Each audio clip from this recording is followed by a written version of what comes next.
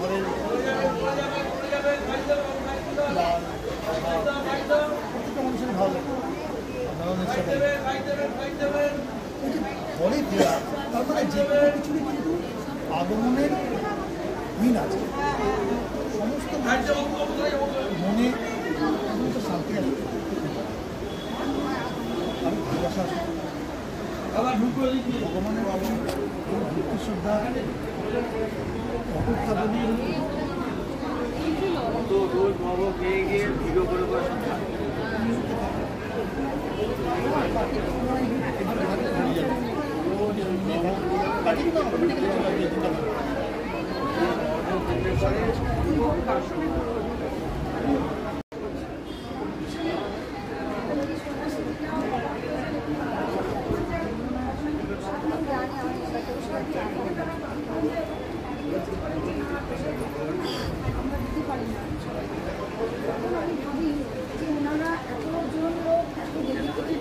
এইসব পুজোর ব্যাপারে তারা যদি এরকম অধৈর্য হয়ে যান, তাহলে এই এত দিনের পুজো আমরা 70, 78, 50, 80, 90 রকমের ভোগ ডিস্ট্রিবিউট করা হয় এভরিডে অল্টারনেটিভ ডে, তো সেখানে এটা চলে যাচ্ছে, এটা ঠাকুরের কৃপা ছাড়া আর কিছু হতেই পারে।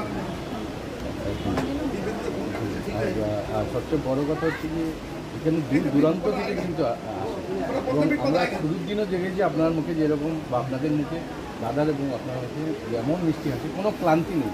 এর রহস্যটা কি, মানে এর পিছনে ঠাকুরের শক্তি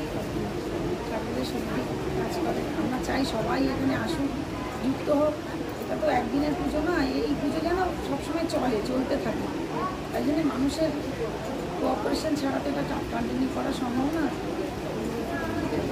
আজকে সবার জন্য, সবার মঙ্গলের জন্য জগন্নাথ দেবের কাছে ঠিক আছে। এবং আজকে সবচেয়ে বড় কথা হচ্ছে কি, এতদিনের যে অনুষ্ঠান, আজকে জগন্নাথ দেবের উল্টো রথযাত্রা আজকে কিন্তু সমাপ্ত হচ্ছে। আজকের দিনে দাঁড়িয়ে অনুভূতিটা কীরকম?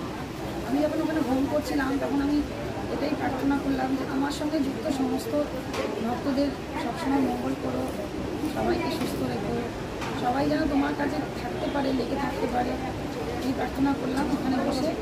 এবং এটা একদম সত্যি কথা, আমার তো প্রচণ্ড মন খারাপ প্রত্যেকটা মানুষেরই, কিন্তু যাদের এত অসুবিধা, এই রাস্তা জুড়ে পুজো, এত দিনের পুজো, তারা পর্যন্ত মন খারাপ করছে। তাহলে কতটা তারা ভেতরে ঢুকে গেছে।